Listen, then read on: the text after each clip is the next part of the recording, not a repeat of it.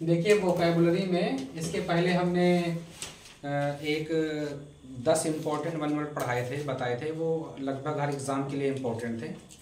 और ये दूसरा टॉप 10 वन वर्ड हम बता रहे हैं। ये समझ लो कि अगर आप ये वन वर्ड देखेंगे तो ये लगभग एग्ज़ाम के ही इम्पोर्टेंट वन वर्ड हैं। ऐसे तो वन वर्ड बहुत हैं। वन वर्ड आप मान के चलो कि जैसे एक से लेकर A to Z होते हैं वन वर्ड, मतलब जैसे अल्फ़ाबेट ABC करके, तो आप मान के चलो कि पूरी बुक होती है उसकी। फिर भी अगर आप इम्पोर्टेंट समझेंगे तो आपके पास तैयार भी हो जाएंगे और वो एग्ज़ाम में आते भी हैं। अब चाहे वो एग्ज़ाम किसी भी कंपटीशन परीक्षा का हो, उनमें ये वन वर्ड का टॉपिक आना ही आना होता है। तो जैसे SSC हो गया, बैंक हो गया, आर्मी हो गया, TGT PGT हो गया, एयरफोर्स नेवी हो गया, NDA CDS हो गया, यहाँ तक कि 12th में भी ये है। 12th में भी वन वर्ड होते हैं, उनमें भी इम्पोर्टेंट है, मतलब सब जगह इम्पोर्टेंट है। तो इसीलिए हमने देखो हेडिंग लिख दी टॉप 10 वन वर्ड्स हैं। ये मतलब सबसे बेस्ट हैं जो एग्जाम में आते ही हैं, यानी फाइनली। पहला वन वर्ड आप देखें, पॉस्थुमस। अब पॉस्थुमस को समझ लें पहले कि होता क्या है। पॉस्थुमस का मतलब होता है जैसे किसी पिता का जैसे बच्चा हुआ, उसकी पिता की डेथ हो जाती है, जैसे हम बोलते हैं कि पॉस्थुमस चाइल्ड। तो पॉस्थुमस चाइल्ड का मतलब होता है, ये मान लो कि उनके पिता की डेथ हो गई, उसके बाद जो बालक जन्म लेता है उसको हम पॉस्थुमस चाइल्ड कहते हैं। तो एक तो हो गया पॉस्थुमस ये। दूसरा पॉस्थुमस का मतलब होता है जैसे किसी भी राइटर ने कुछ लिखा, कोई एक तरह से वर्क उन्होंने लिख दिया, और वर्क लिखने के बाद फिर वो छपता है बाद में, उसकी मृत्यु के बाद जो वो प्रिंट होता है, तो उसको भी पॉस्थुमस कहते हैं। और एक पॉस्थुमस होता है वर्ड, जैसे कोई भी एक्टर है या कोई लेखक है या राइटर है या पोएट है, तो मतलब वो उसकी डेथ हो जाती है और उसके बाद उसे रिवार्ड मिलता है। बोलते नहीं मरणोपरांत ये दिया जा रहा है उनको, उसका भी मतलब होता है पॉस्थुमस। तो ये एक वर्ड है मगर ये 3 जगह कवर करता है। पॉस्थुमस चाइल्ड, पिता की मृत्यु के बाद जन्मा बालक, ये बात समझ में आ गई ना, पॉस्थुमस। तो पॉस्थुमस के बाद दूसरा वर्ड है विंटर। अब विंटर एक होता है W से विंटर होता है, क्योंकि ये होमोफोन्स जैसा नहीं होता है कि विंटर का मतलब होता है एक जाड़े का मौसम होता है, वो W से होती है इसकी स्पेलिंग। मगर आप देखिए ये किससे है, V से है। तो विंटर शराब बेचने वाले को कहते हैं। शराब बेचने वाले को मतलब होता है one who deals in wine, क्योंकि इंग्लिश में एक वर्ड आप देखेंगे बहुत इंपॉर्टेंट है, वो फ्रेजल है।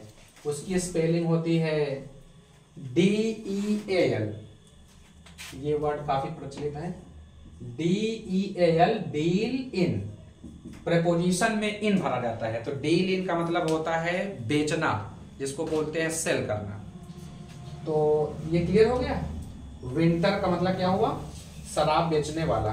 अब थर्ड वर्ड देखिए, टॉपर।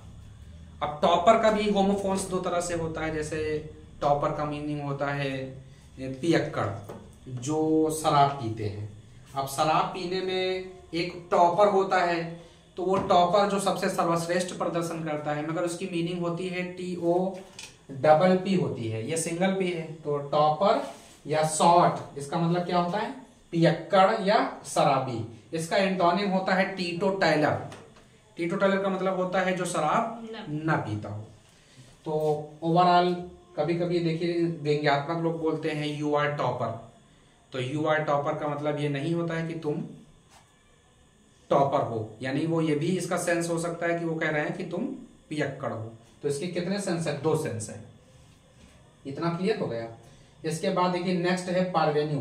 ये बहुत वर्ड इंपॉर्टेंट है, और ये हिंदी में अगर आप देखेंगे तो इसका अर्थ होता है कल का नवाब। अब कल का नवाब का मतलब होता है कि कोई भी व्यक्ति जो रातों रात स्टार बन जाता है।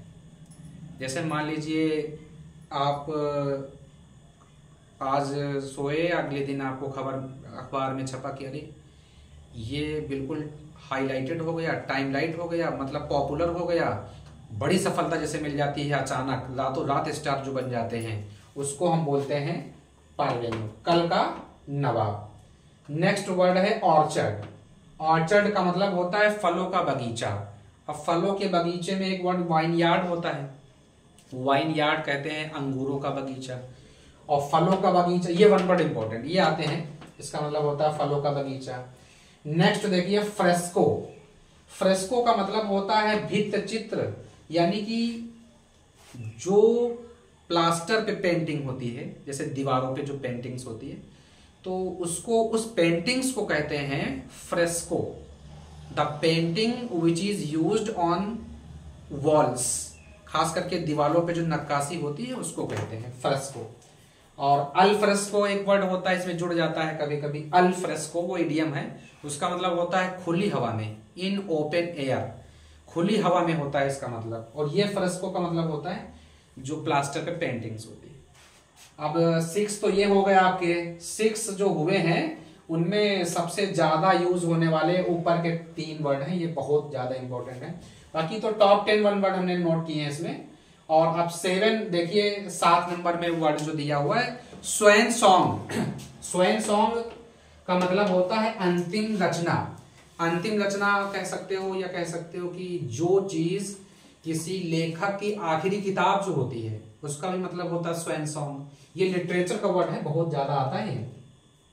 ऐसे स्वैन माने हंस होता है, लेकिन ये सॉन्ग है तो इसका मीनिंग है किसी भी लेखक की या किसी एक्टर की आखिरी चीज, मतलब जैसे आखिरी मूवी हो गई, आखिरी रचना हो गई, आखिरी किताब हो गई, या लास्ट स्पीच है मान लो किसी व्यक्ति की, या फिर उसका लास्ट जितना होगा चीज, वो सब स्वैन सॉन्ग कहलाता है। Is that clear? अब ये नेक्स्ट वर्ड है वैफ।